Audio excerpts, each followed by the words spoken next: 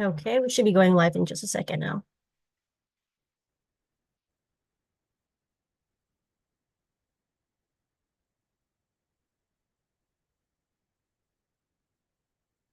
Okay, we should be going live in just a second now. Okay, we are live. Let me see if we get any folks in. Just give it a couple seconds for folks to start joining us. Okay, we should be going live in just a second now. Okay, we are live. Let me see if we get any folks in. Just give it a couple seconds for folks to start joining us. Okay, we should be going live in just a second. Do you hear the echo, Kerry? Okay, we are live. Let me see if we get any folks. Do you hear an echo? I do. You do. Give it a couple seconds for folks to start joining us. Oh, yeah, they don't hear the echo, Kerry.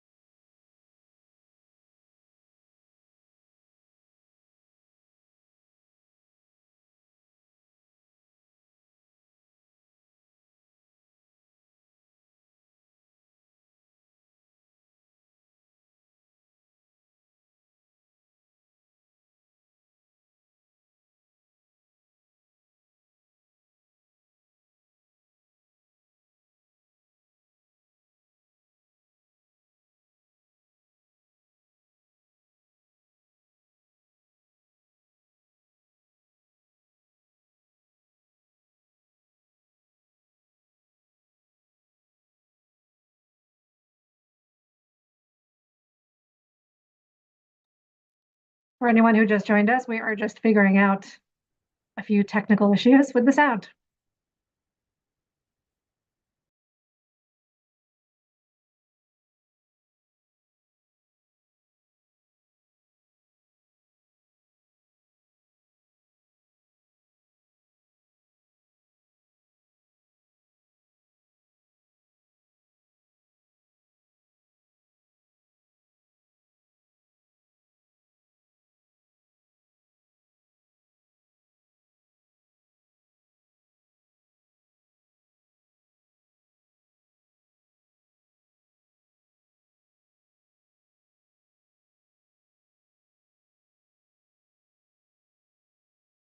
Okay, let's see if this works. Can you hear me, Kerry? I can, and I don't hear an echo this time. Okay, perfect. Hi, everyone. For anyone that's just joining us, thank you so much for your patience. My name is Emilce Quiros, and this is Kerry Klein. Hi, thank you, Emilce. Very excited to be here. So I'm a reporter with Valley Public Radio. We are KVPR, the NPR station for the San Joaquin Valley in Central California. Our broadcast studio is located in Clovis, but we broadcast about the San Joaquin Valley from up as north, far north as Merced, down through Kern counties. We reach tens of thousands of people each month through our live broadcasts and on the radio and through our web presence. And we cover as much as we can related to education, politics, immigration, health, agriculture, water rights, air quality, you name it. And housing is a very important part of this landscape and a very, very important topic here in this area. And that's what we wanted to talk about today.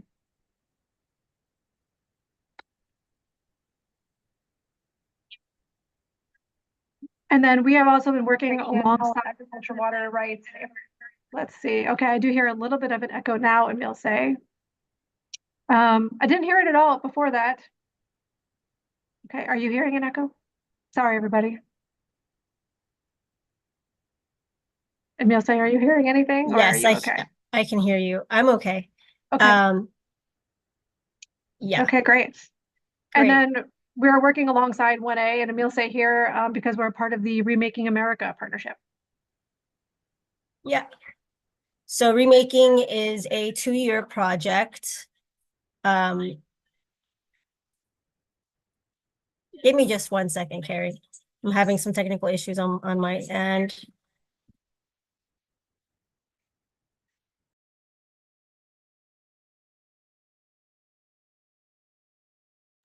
Thanks, everybody, for your patience.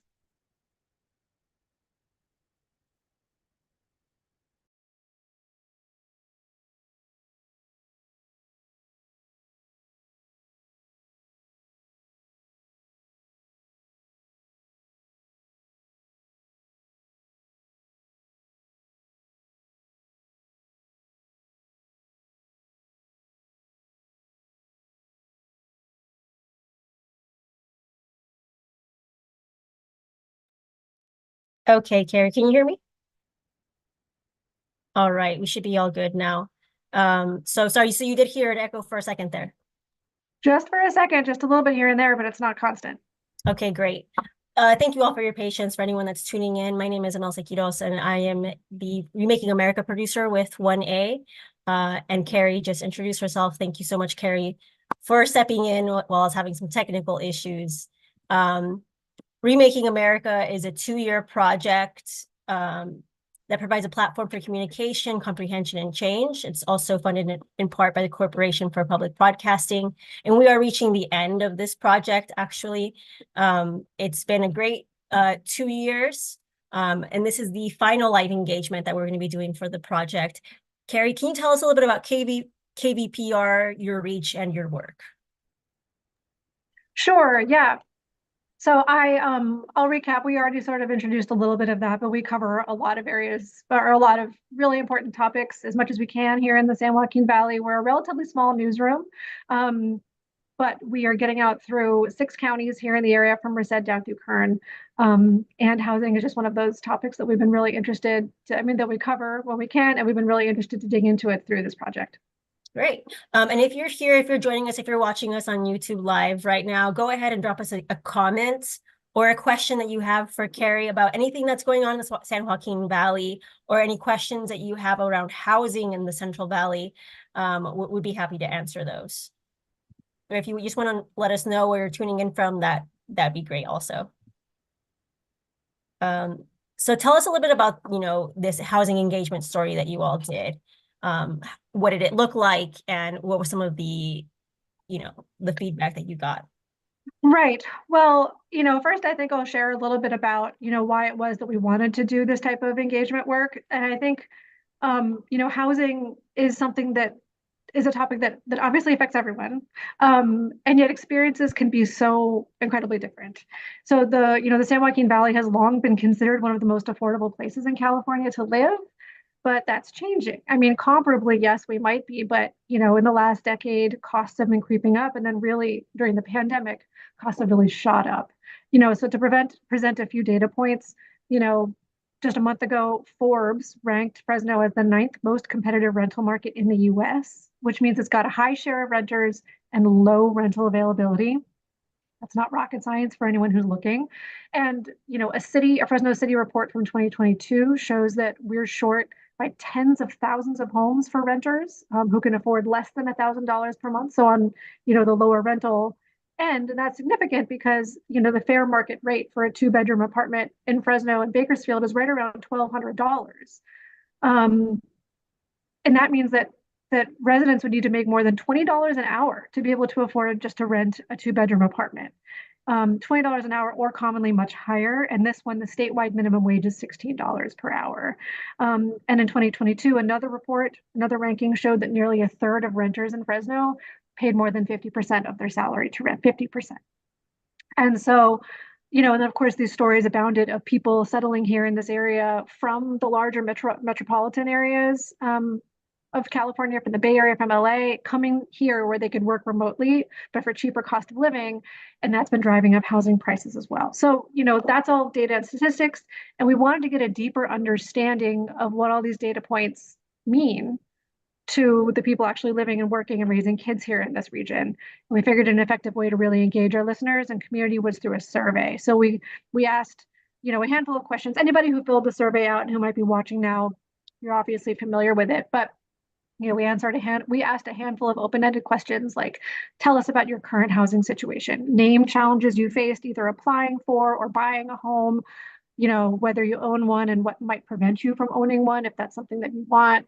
We heard from more than 50 people from across the San Joaquin Valley who responded, which is, really great engagement for us. That shows that this topic clearly hits a nerve, good and bad, because of course not all responses were bad, not all experiences have been negative, certainly. And also, let me just say that the survey is not scientifically rigorous, and that we are not able to take the individual data points and extrapolate them to a larger basis throughout the population. But we can say that these anecdotes are very, apropos, they're very poignant, they're very real, and they represent some common themes that we've heard among the public for sure. Now, most of your respondents were renters. What were some recurring themes from them? Yeah. So, I think there are so many factors that are squeezing renters and preventing them from either owning a home or even living in the kind of place they want. For instance, one of the most common concerns people had was that, just like inflation, rent in many places is outpacing income.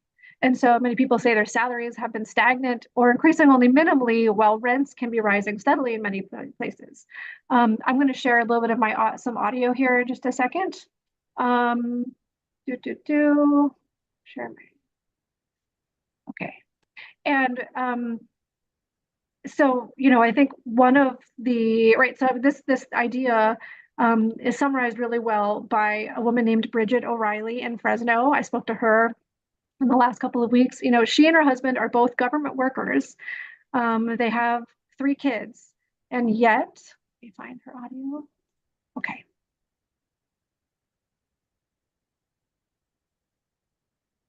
Trying to find housing that went to a decent school, but also was affordable was very hard. We actually wanted to move to a 3-bedroom, but we can't afford it. I certainly can't afford the prices they want, even for a 2-bedroom in a different complex, nonetheless a 3-bedroom. So we're pretty crammed and pretty stuck right now.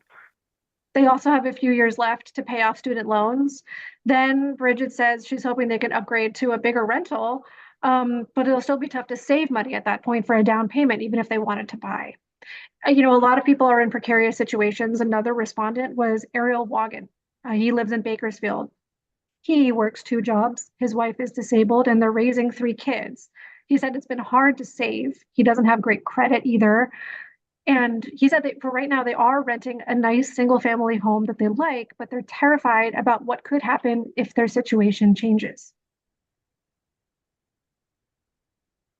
We got really lucky during the pandemic. We found a place to move. It was a private owner. The landlord is private.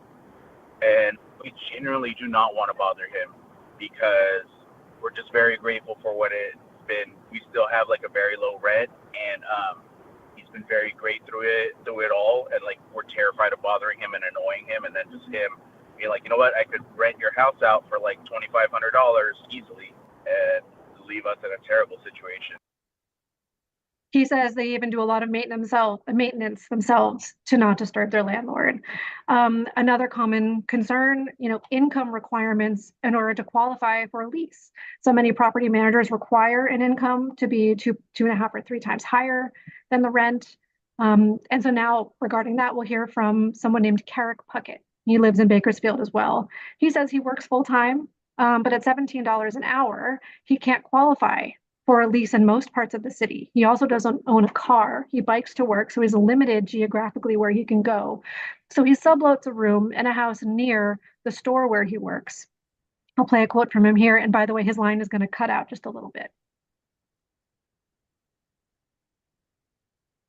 I've looked into properties further away from work, and there were a couple of properties that were relatively affordable, like around $700 a month, but they're way out on the north of town, which means I would need to own a car, which would kind of defeat the purpose of living in such a affordable apartment, So some of these are some of these are the bigger themes that I've been hearing from our survey respondents. Those are some really tough situations, and I think for anyone that's tuning in or is watching this at a later time, something that a lot of us can relate to. What are other major themes that your respondents touched upon? So there were still a lot of issues that people mentioned. Rentals are just not available in a lot of places, whether they're affordable or not. A lot of people have unconventional jobs, not your straight, 9 to 5, 40 hours a week. And, maybe they're gig workers or they're students who can't work full time. Other people have student loans or medical debt or other debt that, of course, make for less spending money, less available money. And then, of course, having to pay so much in rent means it's harder to save up for a down payment on a house, even if they could afford the monthly payments. There are application fees for apartments, which could cost as much as $60. They add up if you're applying for multiple places at one time. Combine that with the security deposit and maybe first and last month's rent, and it's really expensive even just to move. Some people said that living alone is an asset for them because they don't have anyone relying on them. But then others said, they make so little money that they need to have a partner or even a roommate, to be able to afford a good place. Some people mentioned they were in a tight spot after a divorce or the death of a partner. There were those who have moved in with parents or friends. That was quite common, while they save up money. And then there were also those who told me about how they're hosting people, family members or friends, for free in order to give them a leg up. That's also a common situation. A few people even said they've decided not to have kids for the meantime because of finances. There were also some non-financial issues too. I mean, there's, even as rent has increased, maintenance and repairs sometimes have not. And so people's their living conditions can be declining, maintenance can be piling up. And then some people would report discrimination based on having pets or even kids. And so, this leaves people feeling trapped where they are now with no good options elsewhere. Many are flabbergasted that they, like we heard from Bridget earlier, that they might have solid jobs, they might have partners with solid jobs, and yet they still find that they can barely afford an apartment anywhere, much less own a home. Many have resigned to the fact that they feel that home ownership is out of reach.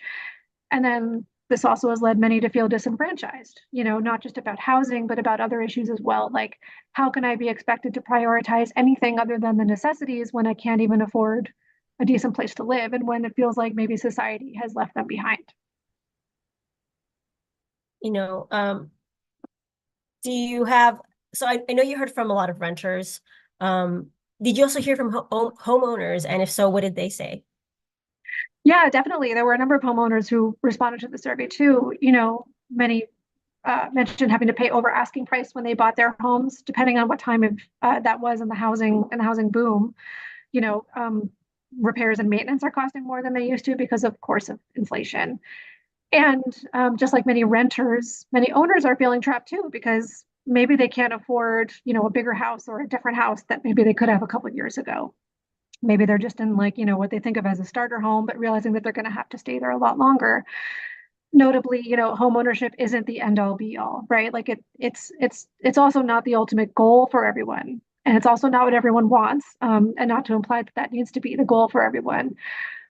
But of course, there were positive stories too from homeowners, people who are comfortable in their homes. They're glad that they bought when they did, maybe are concerned even for others out there who are looking for housing now. And there were some people who reached out to share their stories of how, when they were younger, they scrimped and saved to buy a house. And they say that ownership is still attainable to those who make wise financial decisions earlier on. So a lot of different perspectives here. Can you give me a couple of different examples of what the housing crisis really looks like in the San Joaquin Valley for folks who either aren't familiar with the area or how critical it's become? Sure. I mean, I think there were a handful of individual stories and anecdotes that really stuck out to me. And I don't know that they're necessarily representative of a lot, but I mean, they're very real people going through these things, and I think there are stories of struggles, but also the lengths that some people will go to make ends meet. So one person said that they live in a trailer in the yard of a family member. They work, but it's gig work. They make around $1,000 a month. They know that they're not able to meet income requirements on lease applications, so they don't even bother to apply and pay the application fees that they know that they won't ever get back. There's a single parent of 3 kids who lives in Section 8 housing right now. That's subsidized housing, but he says he's getting a business degree so that he can eventually pay down his debt and be able to afford his own place for his kids. We had a couple of full-time students who described themselves as homeless, either living temporarily with friends or or, also with family. And I think you've got to just think that for students, especially, and people who are working less than full time, that, that's got to be a story that's happening to a number of people out there. Yeah, one of the partner stations with Remaking America, KUNC in Colorado, they did a really great reporting on unhoused student population in northern Colorado, which is a big issue there. So for anyone that's tuning in and would like to learn more about student homelessness, you can check that out on the KUNC website. What do you think would need to change for the housing situation to be more accessible to more folks from the Central Valley? Well, I don't know that I don't know that I'm qualified enough to be able to say what I think could change. I mean, I think I know what a lot of people are asking for to change, and I don't know the policy measures that will get us there. But, people are, of course, it's not rocket science. They're asking for lower rents, lower interest rates on loans, more rentals available, more rentals being built and developed, more smaller houses being built. People don't need really big ones when they are satisfied with fewer bedrooms and paying less money. Also cheaper food and peripherals. I mean, and just all the other things that add up to our cost of living. Here's again Ariel Wagon of Bakersfield.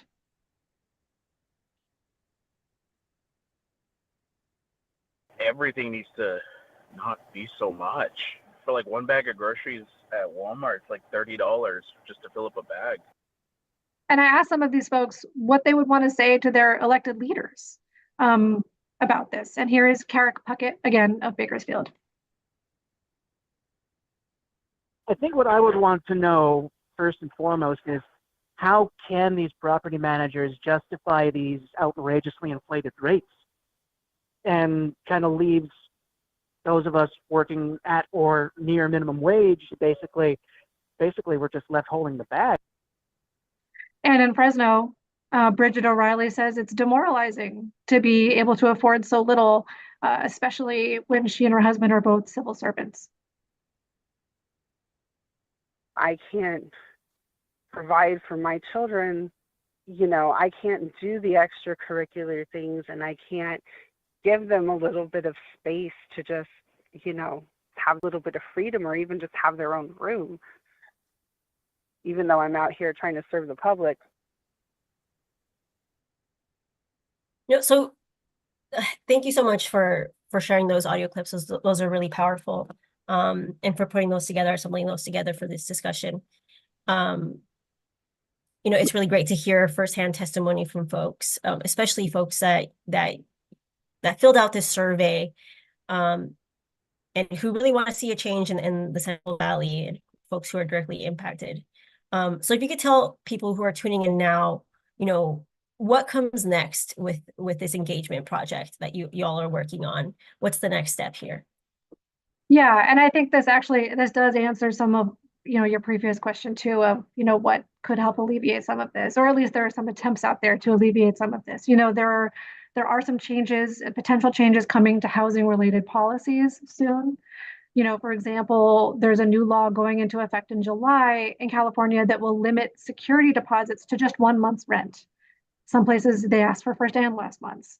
And that was a barrier that many survey respondents mentioned to being able to afford rentals. There's also a bill currently in the legislature that would prohibit a landlord from asking about pets and potentially discriminating on that basis. Then coming up in November in the general election, there's a ballot measure that seeks to repeal a decades-old law that prohibits rent control on newer properties. So if that ballot measure is passed, it would then allow rent control on newer properties. And then there's some local examples too. I mean, in Delano, down in Kern County, there's a coalition of community groups that's trying to get rent control on another ballot measure. They've gotten thousands of votes so far. They're part of the way there, but that would establish rent control on the majority of rental units in the city of Delano. That would be the first of its kind in the San Joaquin Valley.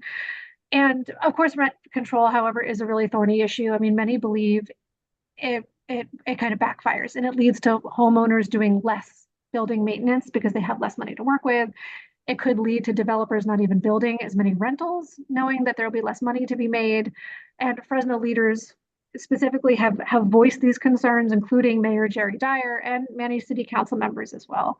So some of these are still, you know, they're hot button topics. There are efforts happening everywhere, and some of them appear to work, some of them don't. There's a lot of research, and I think one thing that people agree on is just that change is not happening fast enough for the people who need it. And so these survey responses that we've gotten from everybody, really prompted us to be aware of some issues that weren't totally on our radar before, or we weren't aware of how common they were before. So we are excited to continue reporting on these issues, through the rest of the year. Thanks to all of you. Yeah, I mean, if you're tuning in now on YouTube, feel free to drop something in the chat. Let us know where you're tuning in from, or if you have any questions for me or Kerry, feel free to drop them in the chat.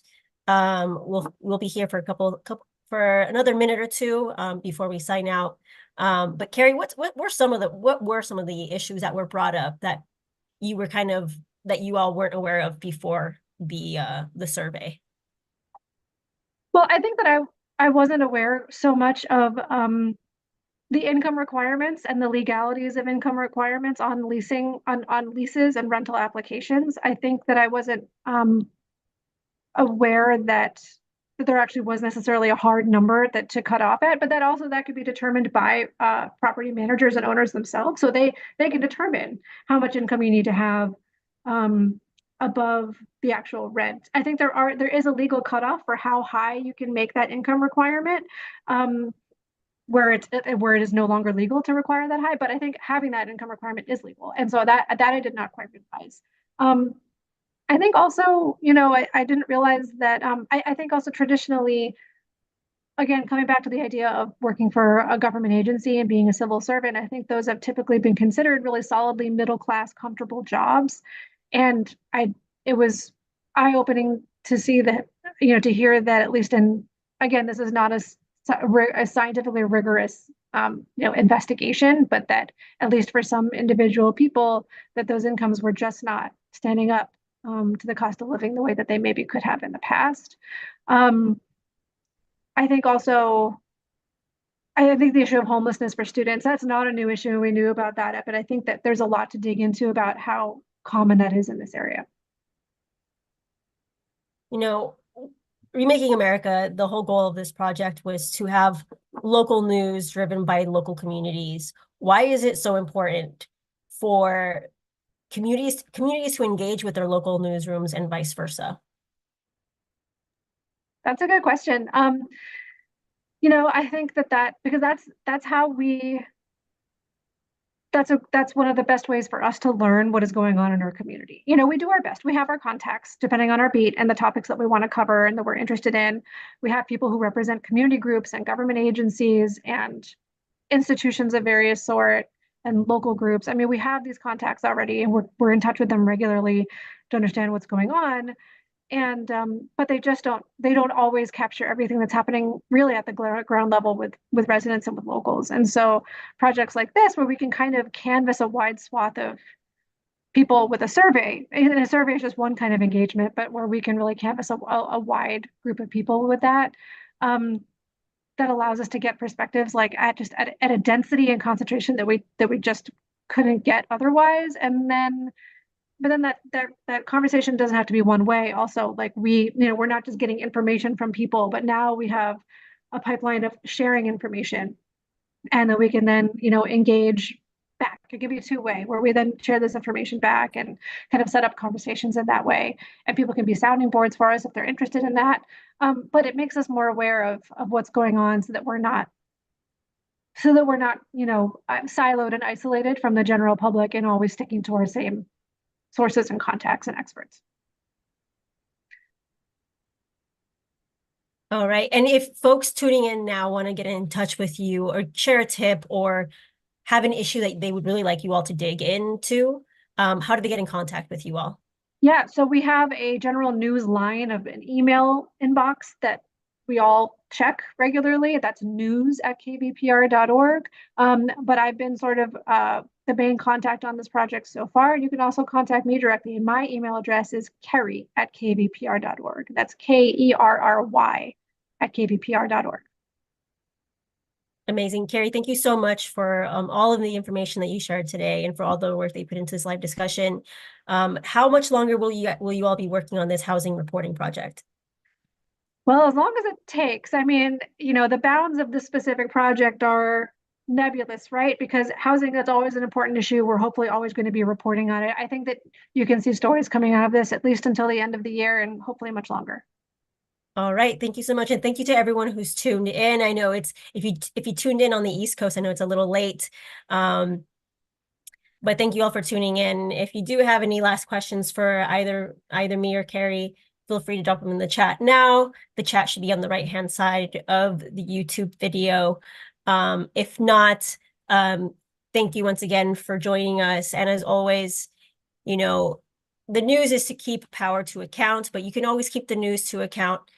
Let them know let us know what your issues are. Let us know if you think there's anything that we're not covering well enough. You can always get in contact with your local newsroom and give them tips, or let them know that you'd like to hear a specific story. Every newsroom has their inboxes open. And it is all about communication, and it is about people-driven information, people-driven stories, and that's the whole goal of Remaking America. So Kerry, thank you so much. Thank you to KVPR for being part of this project for 2 years. It's going to be sad to part ways, but I know both stations have grown stronger for this project. So thank you all. Absolutely. Thank you to Emile. Thank you to you as well, and to Wene. It's been really fun and interesting to do this project together. All right. Bye, everybody.